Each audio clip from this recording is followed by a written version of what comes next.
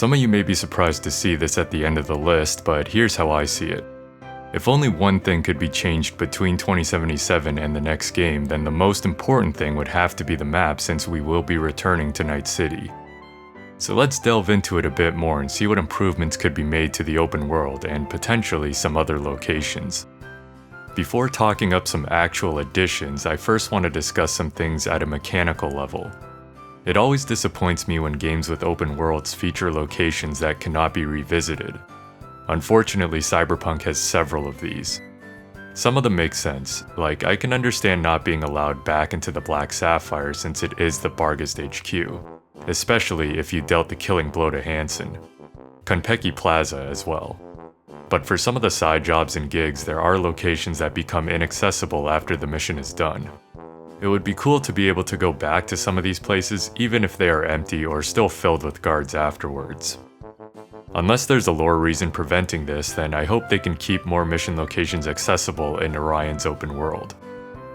Next, a mod that was released this past year was the Native Interactions Framework, which allows modders to reuse interactive animations. One such mod that uses this is the Basketball Interactions mod. Apparently inspired by one of my videos, KP1 has taken the basketball animations from Phantom Liberty and placed them at various hoops around the city. Great stuff, KP. Anyways, all this is to say that CDPR could bake this into the vanilla experience so that there's more to do in the open world. Even something as simple as being able to sit on benches or chairs in the city would be good. I'm sure they already have this in mind as they added the ability to sit and drink at some vendors in Update 2.1. They can still take another step though. And one of these steps could be something like viewable brain dances. The brain dances were a bit of a slog during missions, mainly on subsequent playthroughs of the game. But the concept is neat. If you could actually view different kinds of brain dances in the open world, that would be a nice evolution of the feature. Sorta like what we got in Phantom Liberty with the BD recording of Lizzie's performance. Another new feature could be buyable properties to earn passive income. Money eventually doesn't become much of a problem in 2077 as long as you're a loot goblin, but adding passive income could help rebalance the way you earn money. This would also help resolve the need to micromanage your inventory because you've reached the weight limit from stockpiling weapons. Alright, now let's talk about adding to the map. More building interiors is the fairly obvious ask, but if you've seen any of Sir MZK's videos or this video by Any Austin, then you know there's a ton of very empty and underbaked areas in the game. Places that were likely given up on due to time constraints. It would be nice to have some of these places fleshed out and finished. Some of you may be familiar with Crunch Plaza, a name that some assume refers to development crunch.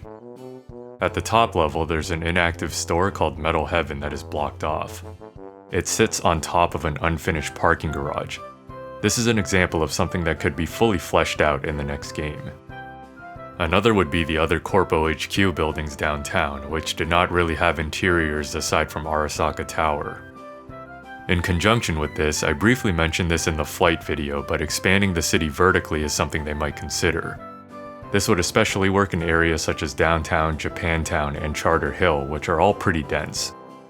They could add anything they would add at ground level, but place them in buildings, such as stores, restaurants, bars, clubs, and maybe even hotel rooms and more apartments. A lot of people were expecting more out of the Megabuildings, especially since there appeared to be a mostly finished level somewhere down the building. Most Megabuildings were only accessible at ground level, while some were completely sealed off. It would be interesting to see more floors in them in general. In 2077, Megabuilding H4, home to David and his mother at one point, was placed under quarantine. Maybe that event will be explored in the next game. Or maybe they will have some sort of Judge Dredd-styled mission that takes place in one of the Megabuildings. Let's look at Night City at a more macro level now and talk about the districts. While every district could use some polishing, I think two areas that leave a lot to be desired are Arasaka Waterfront in Northside and North Oak in Westbrook. Arasaka Waterfront is largely unused in 2077, and honestly pretty close to being inaccessible. The only place of relevance is Konpeki Plaza, which, as we all know, you can't re-enter after the heist. Per the database entry, this place doesn't sound like too much anyways, as it is where Arasaka sorts shipments that get redirected all over the world. However, in most endings of the game, Arasaka's presence in Night City is greatly diminished. Pretty much all the endings except the one where you side with Arasaka. But in short, Arasaka may not be in control of this area in the next game, and it could become something completely different. With a large enough time skip, anything could be justifiable. The North Oak District is something I discussed in a previous video I made, but essentially it's supposed to be like a super wealthy gated community type place.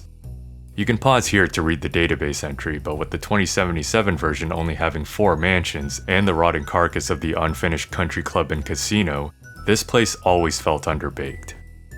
Even when the game first came out, there was that blocked off tunnel to the casino, so it did feel like they just ran out of time on it.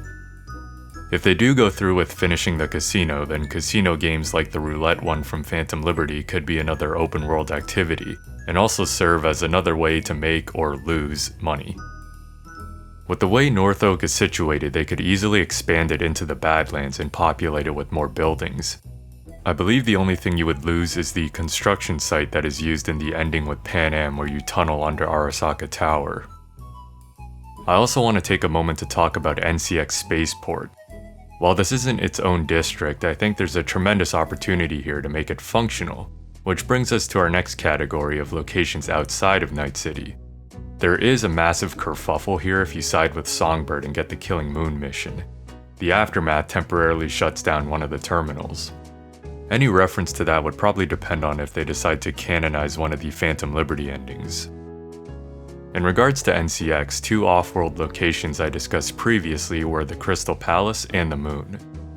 The Crystal Palace is essentially a giant space city that V was planning on conducting a heist at with the aid of Mr. Blue Eyes during the Path of Glory epilogue. The Moon was the endgame destination of Lucy and Edgerunners and Songbird if you went down her path. It was even a supposedly planned destination for a cancelled expansion. I hope we get to visit one, if not both of these locations in the next game. Mike Pondsmith confirmed in an interview that there is going to be a second city we visit, with vibes akin to a Chicago gone wrong. I don't know much about Chicago, but from what I can tell there are some nice neighborhoods contrasted with some of the most dangerous hoods in the country. Chicago's crime per capita is above that of New York City, which has around 3 times the population. So for something to have gone wrong, I guess it must have gone really wrong. Nevertheless, it's still pretty exciting and definitely something to look forward to with the next one. And there we have several ways to improve or upgrade the open world for Cyberpunk Orion. This is also the conclusion of the 12 days of Cyberpunk Orion Wishlist. For those of you that tuned in, thanks for watching, especially if you watched every single day. If there's anything specific you'd like to see in terms of map design or separate locations, feel free to comment about them below. Happy holidays and Happy New Year to all, and see you in 2026 with more Cyberpunk content.